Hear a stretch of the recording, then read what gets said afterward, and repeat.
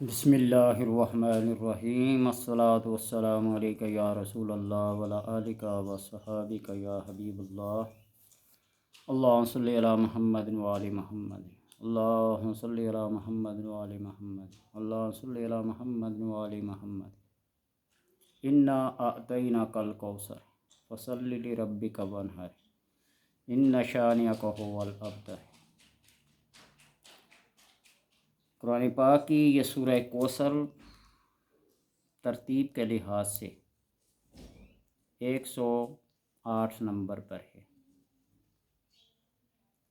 اس کے اعداد 2754 ہیں۔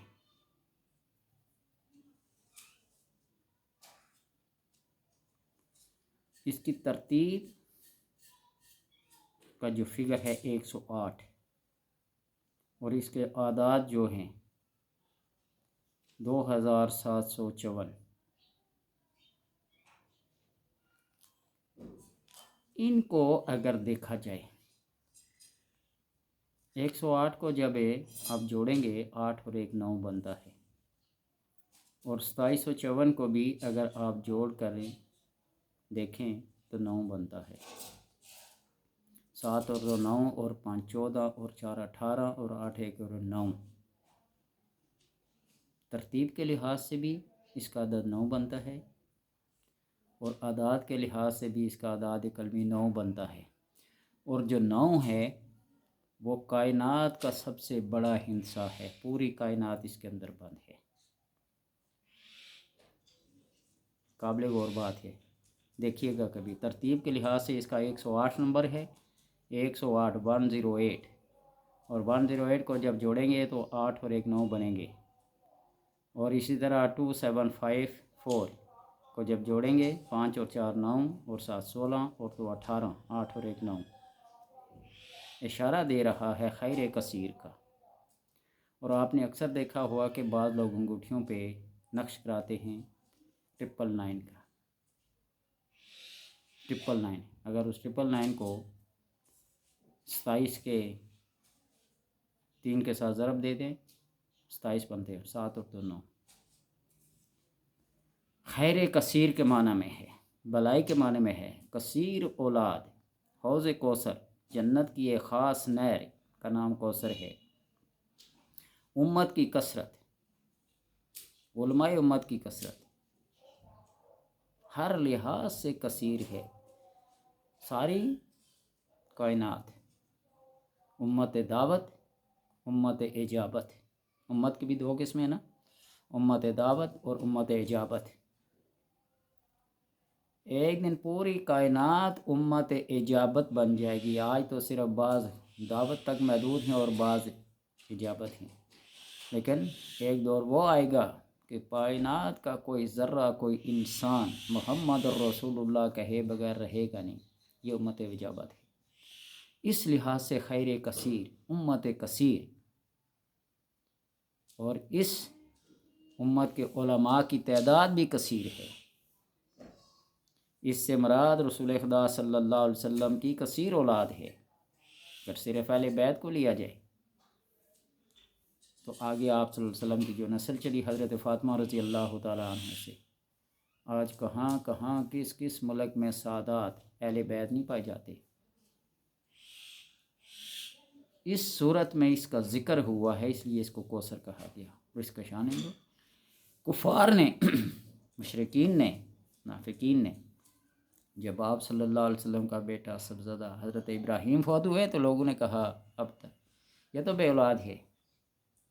اللہ تبارک و تعالی محبوب کی کسی بھی معمولی سے معمولی گستاخی کو تسلیم نہیں کرتا، ناقابل تردید یہ حقیقت ہے۔ آپ صلی اللہ علیہ وسلم کی ذرا سی بھی گستاخی اللہ تبارک و تعالی سے برداشت نہیں تھی۔ فرما دیا انا اعطیناک الکوثر، اے محبوب صلی اللہ علیہ وسلم نے آپ کو کثرت خیر کثیر عطا کی۔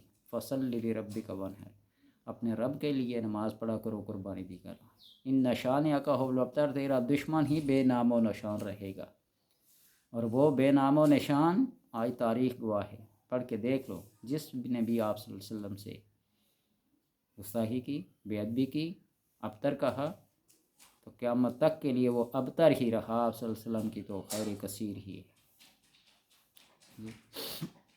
اس صورت کے بہت سے خواص ہیں، بہت سے فوائد ہیں۔ تفاسیر میں دیکھیے تو طلباء کو تفسیر پڑھاتے وقت سب سے پہلے سورہ کوثر کی تفسیر پڑھائی جاتی ہے، جو ہمارے استادوں نے ہمیں بتایا۔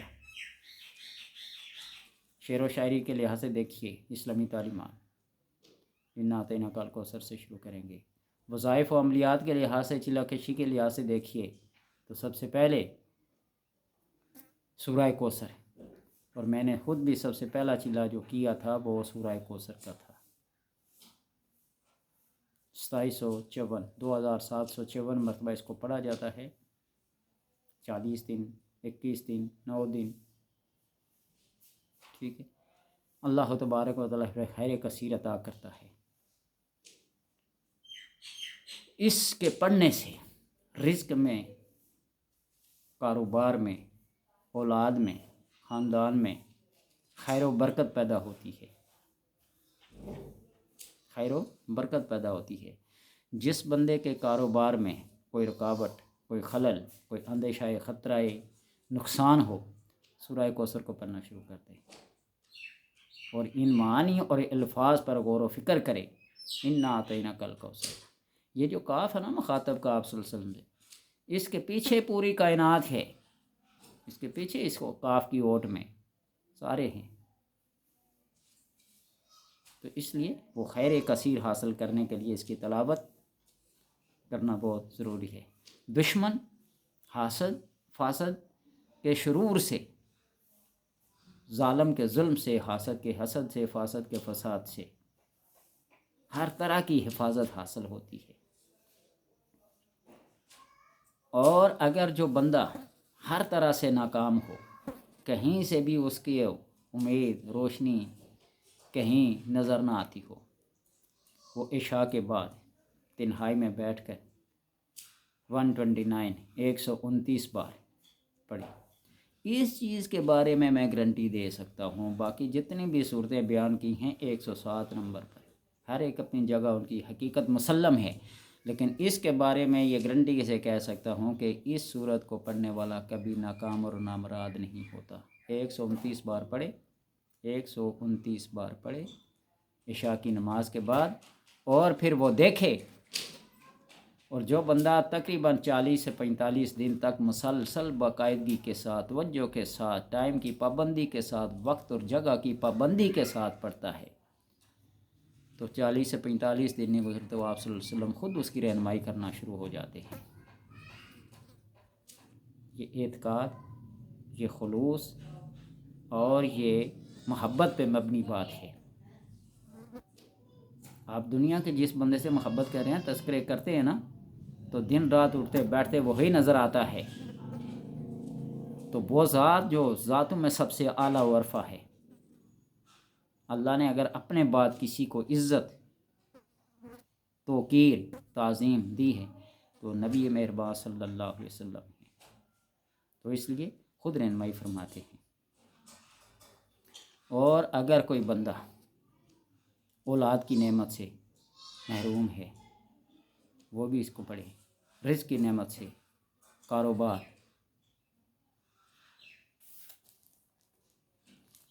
دنیا کی ہر مراد کو، ہر حاجت کو اس سے پایا جا سکتا ہے، لیکن پانے والا کوئی ہو۔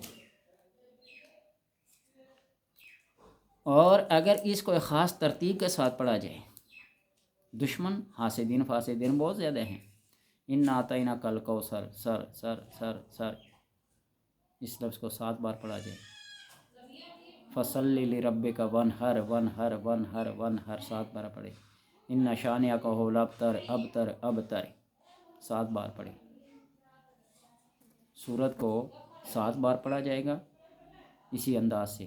یہ جو سر، وَانْحَرْ اور أَبْتَرُ کا لفظ آئے گا نا، اس کو پھر 7 بار پڑھیں گے۔ پھر یوں ایسے سمجھے کہ یہ ہمارے پاس ایک ربڑ کی گیند ہے، جس کو جتنا زور سے دیوار پر ماریں گے اتنے زور سے پلٹ کے آئے گی۔ جادو جنات کے حملے یوں پلٹ کے جاتے ہیں۔ پھر لوگ پوچھیں گے اس سے پہلے درود پاک پڑھنا ہے یا نہیں پڑھنا، بسم اللہ پڑھنی ہے یا نہیں پڑھنی۔ وظائف و عملیات جہاں کہیں بھی ہوتی ہیں، درود پاک کی برکت سے سارے کام بنتے ہیں۔ اس کا دوسرا طریقہ یہ ہے کہ دشمن کا تصور کر کے، اپنی کسی خاص حاجت کا ذکر کر کے، اس کے مقصد کو ذہن میں رکھ کر آپ جب کریں گے تو وہ مقصد پورا ہوگا۔ 40 دن کا وقت اور جگہ کی قید کے ساتھ کالی مرچیں 40 دانے ساتھ رکھ لیں، ہر دانے پہ ایک بار پڑھ کے اس کو جلا دیا کریں۔ پھر ہر فاسد، ہر حاسد، ہر ظالم اپنے ہی انتقام کی آگ میں خود جلے گا، تمہارا کچھ نہیں بگاڑ سکے گا۔ یہ وہ خاص طریقہ ہے، جگہ اور وقت کی پابندی کے ساتھ 40 کالی مرچیں پاس رکھے اور 40 بار پڑھے، اپنے اس مقصد کو ذہن میں رکھ کر کہ کبھی بھی ناکام نہیں ہوگا۔ آزما کے دیکھیے گا زندگی میں کبھی۔ اور اگر اس کو کسی علاج مریض پر پڑھ کر دم کیا جائے، اللہ تبارک و تعالی اس کی برکت سے اسے شفا عطا کرتا ہے، اس کے سارے درد، دکھ، غم ختم ہو جاتے ہیں۔ بعض عورتوں کی بیماریاں ہوتی ہیں استحاضہ کی یا حیض کی، مینسز کی، کثرت کے ساتھ ہوتا ہے، پریشان ہوتی ہیں، تو اس کا ورد کیا جائے روزانہ 313 بار، بارش کے پانی پر یا تازہ پانی پر یا کسی بھی پانی پر پڑھ کر 313 بار پیا جائے تو اللہ تبارک و تعالی ان بیماریوں سے، استحاضہ اور حیض کی بیماریوں سے اللہ تبارک و تعالی اس عورت کو نجات دے دیتا ہے۔ یہ اللہ کی کلام ہے، اس کے اندر بڑی تاثیر ہے اور ایک بہت بڑا معجزہ ہے، شفا ہے۔ یہ پانی بارش کا اگر نہ مل سکے تو کنویں کا پانی لے لیں، تازہ پانی لے لیں، وہی پانی جو آپ روزانہ استعمال کرتے ہیں وہی لے لیں، لیکن وقت کی پابندی، توجہ، ارتکاز، دھیان اپنے مقصد کی طرف بہت ضروری ہوتا ہے۔ اور چند دنوں تک جو بندہ پہ کہہ دیا نا، یہ صرف حجت ڈالنے والی بات نہ کہ ارے مقصد پورا ہو گیا اور بس چھوڑ دیا پڑھنا۔ یہ سورہ کوثر وہ کوثر ہے، آپ اس کو اگر زندگی کا معمول بنا لیں، جس طرح سورہ اخلاص ہے، اپنی جگہ پہ اس کا بیان بھی کروں گا، جس طرح سورہ اخلاص ہے، اللہ تبارک و تعالی غائبانہ طور پر اس کے لیے مددگار مقرر کر دیتا ہے۔ کسی مشکل، کسی گھڑی میں بھی، کسی خوشی میں بھی وہ مددگار اس بندے کا ساتھ نہیں چھوڑتے، اس کی ہر خوشی اور ہر غمی میں ساتھ رہتے ہیں۔ سورہ اخلاص۔ اور اسی طرح جس نے سورہ کوثر کو اپنا دوست بنا لیا، اس کے ساتھ دوستی کر لی، اس کے ساتھ محبت کر لی، اپنے ذوق اور شوق کو پروان چڑھاتا رہا اس سے، تو پھر نبی مہربان صلی اللہ علیہ وسلم خواب کی صورت میں ظاہراً اس کی رہبری کرتے ہیں، اس کی رہنمائی فرماتے ہیں۔ یہ میرے اوپر اگر اعتماد نہیں تو اب خود میری بات کو سن کر جھوٹ ہی سمجھ کر آپ اس کو تجربے میں لا کر دیکھیے گا، ٹھیک ہے؟ اور ایک خاص کپڑے کی، لیدر کی، پلاسٹک کی کوئی تھیلی بنا لیں، جو آپ کے پیسے، آپ کے انکم کے پیسے ہوں، وہ اس میں ڈالتے وقت سورہ کوثر پڑھ کے ڈالتے جائیں اور نکالتے وقت بھی سورہ کوثر پڑھ کے نکالتے جائیں، بس پھر خرچ کرتے جائیں، خرچ کرتے جائیں، کبھی ختم نہیں ہوں گے، کبھی بھی ختم نہیں ہوں گے۔ جی بہت ساری باتیں بتا دی، اولاد کے لیے، رزق کے لیے، کاروبار کے لیے، ظالم کے ظلم سے، فاسد کے فساد سے، حاسد کے حسد سے بچنے کے لیے آپ ان چیزوں کو آزمائیں۔ اور سب سے بڑی بات یہ ہے کہ اپنی روحانی ترقی کو بام عروج بخشنے تک اس روحانی ترقی کو آخری منزل تک لے جانے میں سورہ کوثر آپ کا بہت ساتھ دے گی، جو ہے نا ہم نے آپ کو عطا کر دی الکوثر۔ بار بار یہ کہہ رہا ہوں کہ اس کاف انا اعطیناک کا جو مخاطب کا صیغہ ہے سیکنڈ پرسن استعمال ہوئی ہے، انا اعطیناک ہم نے آپ کو، اور اس کاف کے پیچھے پوری کائنات اپنے آپ کو بھی سمجھیں، اس لیے کہ جب کا پڑھ لیا نا لا الہ الا اللہ محمد الرسول اللہ تو ہم اس کاف کی اوٹ میں آگے، آپ کے پیچھے آگے، آپ کے اوپر نازل ہونے والی ہر خیر و برکت یہ امت کے لیے ہے، مصائب و آلام یہ امت کے لیے ہے۔ آپ صلی اللہ علیہ وسلم پر دکھ اور تکلیف آئی نا تو اس لیے آئی تاکہ امت یہ نہ سمجھے کہ خود کتنے عیاشی میں، خود کتنے آرام اور سکون میں اور ساری تکلیفیں برداشت کرنے کے لیے امت ہے۔ اور اسی لیے آپ صلی اللہ علیہ وسلم جہاں کچھ عطا کرنا ہوتا اپنوں کو پیچھے کرنے ہوتے، اور جہاں مشکل وقت آتا، مشکل مقامات اپنوں کو آگے کرتے۔ حضرت علی رضی اللہ تعالیٰ عنہ کی مثالیں زندہ ہیں۔ طائف کے دن سے زیادہ دن سختی والا، شدت والا، مشکل والا کون سا گزرا ہوگا؟ پوچھا بھی یا رسول اللہ آپ کے اوپر کون سا سب سے مشکل ترین سخت ترین دن گزرا ہے؟ آپ نے پھر وہ طائف کا، اس وقت بھی آپ صلی اللہ علیہ وسلم نے استقامت کا، صبر کا مظاہرہ کرتے ہوئے امت کو یہ درس دیتے ہوئے برداشت کر لیا۔ پہاڑوں کے فرشتے، کائنات کے فرشتے حاضر ہوئے اگر حکم دیں تو ہم اس بستی کو الٹ پلٹ کر دیں، لیکن فرمایا نہیں، اللہم اہد قومی فإنہم لا یعلمون، اللہ میری قوم کو ہدایت، یہ مجھے نہیں جانتے۔ جانتے تو تھے، کیوں نہیں جانتے تھے؟ اس کے بارے میں بات کر چکا ہوں۔ یعرفونہ کما یعرفون ابناءہم، وہ تو آپ صلی اللہ علیہ وسلم کو ایسے جانتے تھے جس طرح اپنے بیٹوں کو جانتے، بلکہ اس سے بھی بڑھ کر جانتے تھے، لیکن وہ مقام نبوت اور مقام رسالت سے ناواقف تھے۔ اس ضد اور اس حسد میں سے تھے بنی اسرائیل میں یہ نبی کیوں نہیں آیا، یہ بنی اسماعیل میں سے کیوں آ گیا؟ بغض اور حسد کی وجہ سے ایسا ہونے لگا۔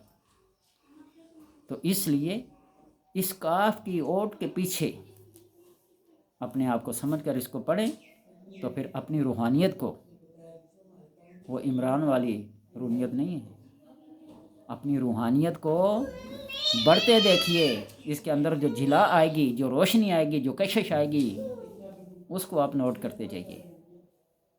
اور یہ جو حکم ہے فَصَلِّ لِرَبِّكَ وَانْحَرْ، نمازیں پڑھنا اور قربانی کرنا، قربانی کرنے سے مراد صرف یہ نہیں ہے کہ جانور کو ذبح کر کے گوشت خود کھا لیا، خون بہا دیا۔ اس قربانی سے مراد ہر وہ قربانی ہے، ایثار جس کو کہتے ہیں، اپنے اوپر دوسرے کو ترجیح دینا۔ ایک ذرہ اگر تمہیں ملے تو اس کو تقسیم کر کے کھانا، اور یہ جو تقسیم ہے نا یہ ہر جگہ ممنوع ہے، لیکن اللہ کی راہ میں تقسیم بڑی مقبول ہے۔ جی تو اسے تقسیم کرتے جاؤ، قربانی دو، اپنے اوپر دوسرے کو ترجیح دو، دوسرے کے دکھ کو اپنا دکھ سمجھو، دوسرے کی خوشی کو اپنی خوشی سمجھو، تمام حسد سے، بغض اور توہمات اور الزامات سے بری ذمہ ہو کر اپنے آپ کو ایک مسلمان سمجھ کر، ایک مومن سمجھ کر نماز پڑھیں، قربانی دیں، قربانی ہر چیز کی۔ اور پھر ان شانئک ھو الابتر، جو دشمن ہوتے ہیں وہ ناکام اور نامراد ہو جاتے ہیں، وہ دشمن بھی پھر دوست بن جاتے ہیں، وہ دوست بن جاتے ہیں، وہ عاجز اور بے بس ہو جاتے ہیں، دوستی نہ بھی کریں عاجز اور بے بس ہو جاتے ہیں کہ اس بندے کا مقابلہ کرنا ہمارے بس کی بات نہیں ہے۔ گویا کہ اس سورہ کوثر کی کون کون سی فضیلت کو بیان کیا جائے، کون کون سی عظمتیں اس کی بیان کی جائیں، باتیں بہت لمبی ہو جاتی ہیں، تو اس لیے وہ مختصر سے مختصر ہوا ہے جو ہر بندہ حاصل کرے۔ آج کل ہر بندے کا المیہ کسی نہ کسی سے دشمنی پار رکھی ہوتی ہے، اور وہ کوشش میں ہوتے ہیں کہ کسی طرح کوئی ایسا وظیفہ ملے، کوئی ایسا عمل ملے، کوئی ایسا بندہ ملے کہ اپنے دشمن کو نیست و نابود کر دیں۔ لیکن میرے منشور میں، میرے نظریے میں، میری سوچ میں یہ ہے کہ دشمن کو معاف کر دینا ہی، ہاں اس وقت جب غیرت مذہبی دین کے اوپر، مذہب کے اوپر، مسلک کے اوپر، مشرب کے اوپر کوئی حملہ کرے تو اس کو پھر کیا دیا گیا، منہ توڑ جواب دیا جائے، منہ توڑ جواب دیا جائے۔ جس طرح آج بھی لوگ سوشل میڈیا پہ بیٹھ کر مسلک کے اوپر، مشرق کے اوپر کتابیں بزرگوں کی اور بابوں کی پیش کرتے ہیں، حوالے دیتے ہیں بڑے بڑھ چڑھ کر بخاری اور مسلم کے۔ وہ بخاری اور مسلم تو 256 ہجری میں گزرے ہیں، اس سے پیچھے بھی تو بابے تھے نا، اس سے پیچھے بزرگان چلے آ رہے تھے۔ حسن بصری کو دیکھیے، حبیب اجمی کو دیکھیے، جس کو ہم کہتے ہیں نا بابا آدم، بابا آدم، وہاں سے لے کر سارے بزرگ جو جتنے بھی چلے ہیں سارے بابے کہلاتے ہیں نا، کیا کہلاتے ہیں؟ اپنے باپ کو، دادے کو، پردادے کو کیا کہیں گے؟ ان سب کی نفی کرتے ہیں۔ ان بابوں کو ہم نہیں مانتے، کسی کی کرامت، کسی کا معجزہ، کسی کی کوئی مافوق الفطرت بات آ جائے ہم نہیں مانتے۔ بھائی تم کر کے دکھاؤ، تم علمی کتابی بنتے ہو نا تو یہ باتیں کر کے دکھاؤ، کوئی ایک کرامت استدراج کے طور پہ ہی کر کے دکھاؤ۔ 2-4 انگلش کے لفظ بول لینا، 2-4 انجینئرنگ کی باتیں کر لینا، پلمبرنگ کی باتیں کر لینا، یہ دین نہیں ہے۔ اس لیے تنقید کے طور پر نہیں کہہ رہا ہوں، طنز کے طور پر نہیں کہہ رہا ہوں، حقیقت کے انداز میں کہہ رہا ہوں کہ اپنے بزرگوں کا، اپنے سلف صالحین کا ادب کرو گے، احترام کرو گے، ان کے اوپر تنقید نہیں کرو گے۔ ویسے تو بخاری مسلم کے لیے کتنے لوگوں نے لکھا ہے کہ گن پوائنٹ پہ لکھوائی گئی ہے۔ وہ کون سا دور تھا جس دور میں یہ لکھی گئی ہے؟ ہارون الرشید کے پاس علماء کی محفل ہوتی تھی، 300 علماء کی محفل میں وہ احادیث سنا کرتا تھا۔ تو ایک دن وہ ایک کبوتر لے کے بیٹھا اور پوچھنے لگا کہ کیا تم میں سے کسی کے پاس یہ حدیث ہے کہ جس نے کبوتر کے ساتھ پیار کیا ہو، عشق کیا ہو، محبت کی ہو، اس کے بارے میں کوئی فرمان آپ صلی اللہ علیہ وسلم کا ہے؟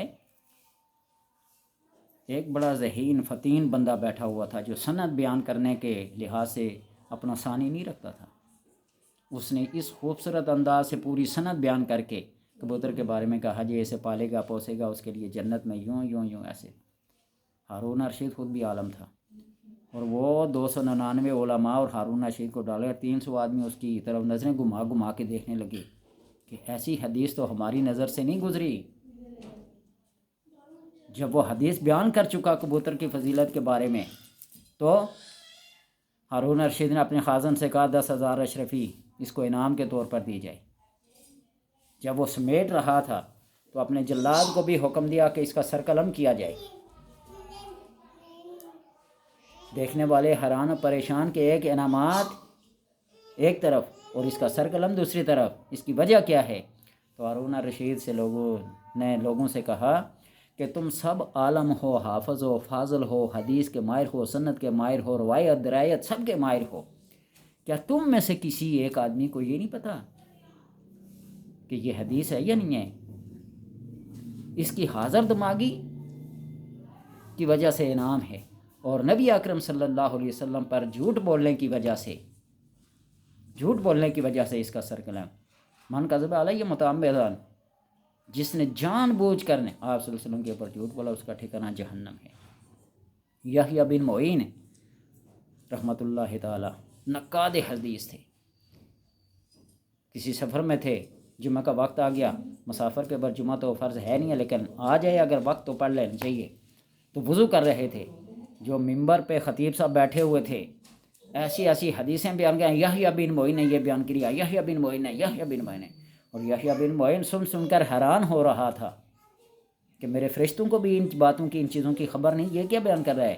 نماز کے بعد جب ملاقات ہوئی تو یحییٰ بن معین رحمۃ اللہ تعالیٰ نے پوچھا آپ یحییٰ بن معین کو جانتے ہیں؟ نے کہا نہیں، یہ جو آپ نے باتیں، روایتیں، درایتیں بیان کی ہیں کیا واقعی ان کے؟ ہاں۔ تو یحییٰ بن معین نے کہا کہ میں یحییٰ بن معین ہوں، مجھے تو ان چیزوں کی خبر نہیں، آپ مجھے دکھائیں کون سی کتاب میں لکھی ہوئی ہے۔ تو کسی کے اوپر یوں ایسے تہمت، بہتان، الزام، اور خصوصاً وہ بھی دین کی باتیں ہیں گڑ مڈ کر کے، جو بندہ استعارات سے، ضرب الامثال سے، محاورات سے ناواقف ہو، وہ عرب کے شعراء کی کتابیں اٹھا کر اس کی تشریحات کرنا شروع کر دے، دل و فادلو والی بات ہے۔ تو اس لیے اللہ تبارک و تعالیٰ سے دعا ہے کہ ہمیں دین حق کو سمجھنے اور اس پر عمل کرنے کی توفیق عطا اور بغیر کسی طنز کے، بغیر کسی تنقید کے پہلے اپنی اصلاح کرو، پھر دوسرے کے اوپر انگلی اٹھاؤ۔ اللہ سمجھنے کی توفیق عطا فرمائے۔